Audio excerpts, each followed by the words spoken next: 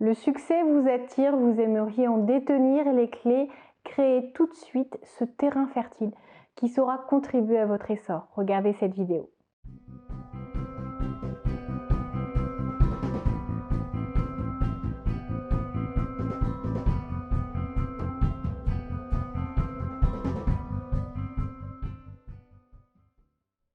Bonjour à tous, je m'appelle Valérie Sauvage, je suis coach de vie. J'accompagne les particuliers mais aussi les professionnels à repenser leur vie, à définir une stratégie pertinente, à être plus épanoui, plus serein, plus heureux au quotidien.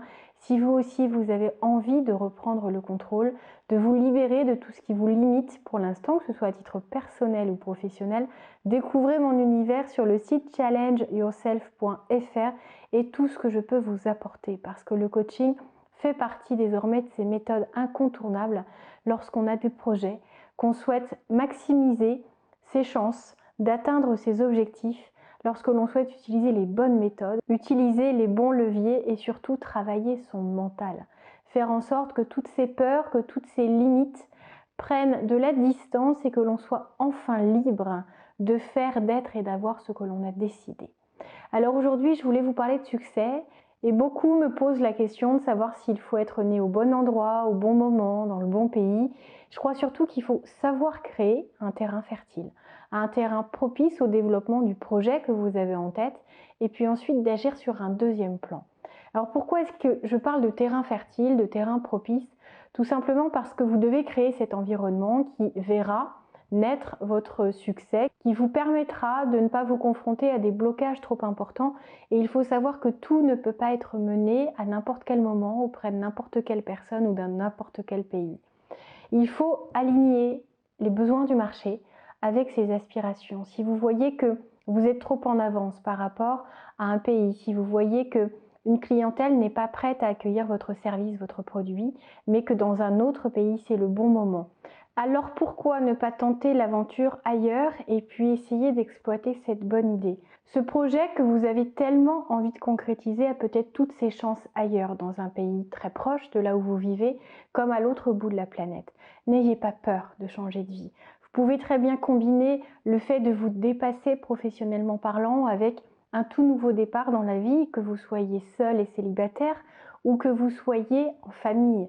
Vous verrez que votre famille adorera peut-être cette expérience.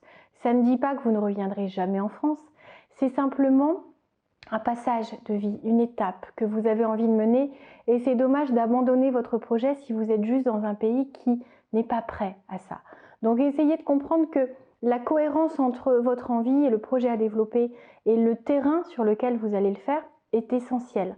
Parce que comme en immobilier, on dit que ce qui est majeur, c'est l'emplacement dans lequel vous achetez, la localisation du bien que vous achetez.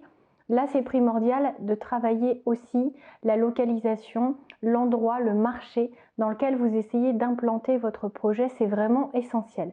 Quand j'accompagne des jeunes entrepreneurs, tout comme des personnes qui veulent repenser leur stratégie lorsque l'entreprise existe déjà, il est important toujours de savoir s'adapter, de savoir suivre le mouvement, suivre les envies, la demande, et des fois de savoir abandonner certains projets, abandonner certaines stratégies, repenser ses produits, repenser ses services, changer de clientèle ou s'adapter pleinement à la clientèle, même si ça demande d'abandonner certains concepts auxquels on tenait. Et c'est une force. Ça revient à développer cet esprit conquérant qui est essentiel, cet esprit, ce mental, cette philosophie stratégique qui, toutes combinées, vous serviront à avancer et à construire ce succès qui vous tend les bras si vous développez vraiment cette faculté, parce que tout le monde n'est pas aussi agile, n'a pas en soi cette flexibilité et ne sera pas prêt à faire ce que certains appellent des sacrifices. Or, s'il s'agit d'aller implanter votre projet à Los Angeles, c'est peut-être pas un sacrifice si énorme. Les conditions de vie là-bas ne sont pas si terribles. En tout cas, comprenez que vous devez vraiment bâtir votre projet sur un terrain qui s'y prête et créer l'environnement propice. Donc c'est le lieu.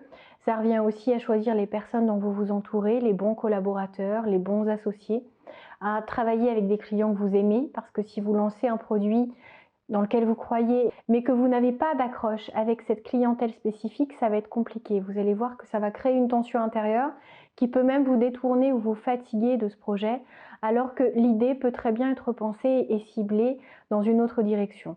Donc essayez vraiment de comprendre que l'importance de l'environnement que vous allez bâtir est essentielle, parce que ce n'est pas tout d'avoir une idée exceptionnelle, d'avoir un concept innovant. Si vous ne le créez pas au bon moment, au bon endroit, avec la bonne clientèle, ça peut être juste le flop de l'année. Donc ce serait dommage de juste passer à côté d'un tout petit réglage qui vous permettra d'atteindre le succès escompté. Alors, est-ce que l'environnement suffit? Non, forcément. L'environnement ne suffit pas. Je vous ai un peu parlé de mental. Ça va vraiment être ma deuxième clé aujourd'hui. C'est ma spécialité. Je travaille vraiment le mental des managers, le mental des dirigeants, le mental des particuliers aussi. Parce qu'on est capable de tout affronter quand on se fait suffisamment confiance, quand on arrive à accéder à son potentiel, quand on s'extrait de cette timidité, quand on développe de meilleurs facteurs de communication avec les gens qu'on connaît, avec les inconnus également, avec des gens qui nous impressionnent ou avec des gens avec qui on est en contact professionnel pour une question commerciale, donc nos prospects, nos clients. Et c'est important d'être à l'aise en toutes circonstances, d'avoir un mental prêt à affronter les difficultés, les obstacles, parce que une vie d'entrepreneur est faite d'échecs, est faite de déceptions, de colère, de rancœur, et ça, c'est tout ce qui est possible, tout ce que vous pouvez accueillir et laisser s'installer en vous. Mais ce que je vais vous inviter à faire, c'est surtout d'accueillir les échecs comme quelque chose qui vous fera grandir, de comprendre la colère et la rancœur, mais surtout de transformer ça en énergie. Parce que la colère et la rancœur ne sont pas des sources de succès, des graines à planter, c'est quelque chose qui vous détruit à petit feu, qui fait même que votre caractère, votre tempérament se trouve vraiment affecté. Et essayez de rester axé, focalisé sur ce qui vous sert, sur ce qui vous nourrit, sur ce qui vous apporte une énergie positive, constructive, qui vous fait avancer en permanence. Donc comprenez qu'un esprit de guerrier n'est pas un esprit vengeur, qu'un esprit innovant n'est pas quelqu'un qui doit tout accepter, qui doit faire passer la relation avant tout pour favoriser justement le bien-être, l'accomplissement. Il n'y a pas besoin d'être forcément heureux et bien avec tout le monde pour être un créateur né. Et donc essayez de vous respecter au maximum, de comprendre que l'état d'esprit que vous entretenez, la philosophie de vie que vous développez et les stratégies dans lesquelles vous croyez vont grandement conditionner votre succès. Vous devez croire en vous.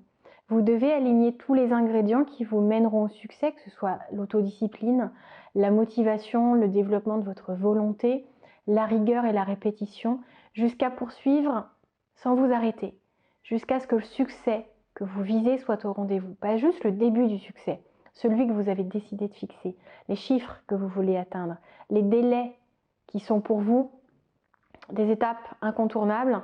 Vous voulez atteindre peut-être tous les 2 ans, 5 ans ou dans 10 ans être à un certain stade. C'est important de savoir ce que vous voulez, de pouvoir mesurer la progression, l'évolution. Donc travaillez aussi bien le terrain que votre mental. Si vous avez besoin que je vous accompagne, je le ferai avec plaisir.